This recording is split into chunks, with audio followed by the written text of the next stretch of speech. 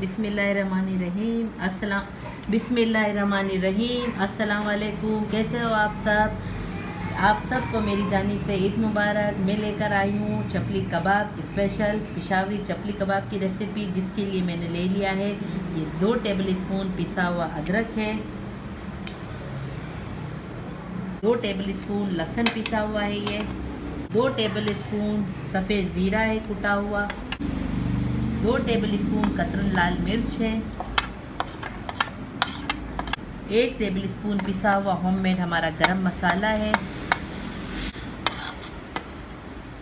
3 table spoon साबुत धनिया कूट कर रखा है, ये मैंने शामिल कर दिया, 1/4 चमचा ये अजवाइन है और नमक हस्बे जायका।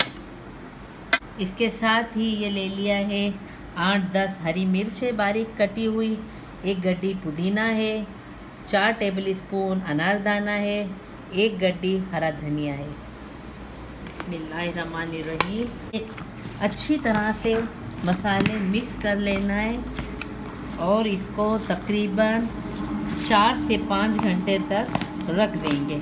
इसके बाद बिस्मिल्लाहिर्रहमानिर्रहीम, ये चपली कबाब का कीमा रेडी है।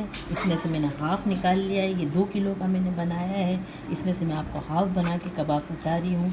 2 किलो में जाएंगे 8 अदद अंडे। इसमें देखिए अभी मैंने 1 अंडा डाला है, इस तरह करके एक शामिल में 1 अंडा शामिल कर लिया। मुझे थोड़े से बनाने थे, वैसे ये 2 किलो कीमे के अंदर 8 अदद अंडे शामिल होते हैं। मुझे थोड़ा सा भी बनाकर आपको दिखाना था, तो इसमें मैंने 1 अंडा शामिल करा है। इस वक्त ये 1 अदद बारीक प्याज है चॉप की हुई, और 1 ही छोटा प्याज के साथ टमाटर चॉप किया हुआ। 1 टेबल स्पून कॉर्नफ्लोर शामिल किया है इसमें मैंने।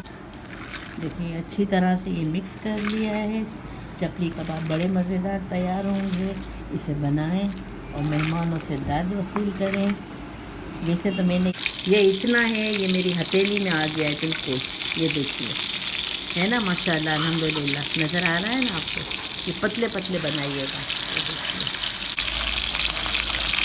ये देखिए हमारे चपली कबाब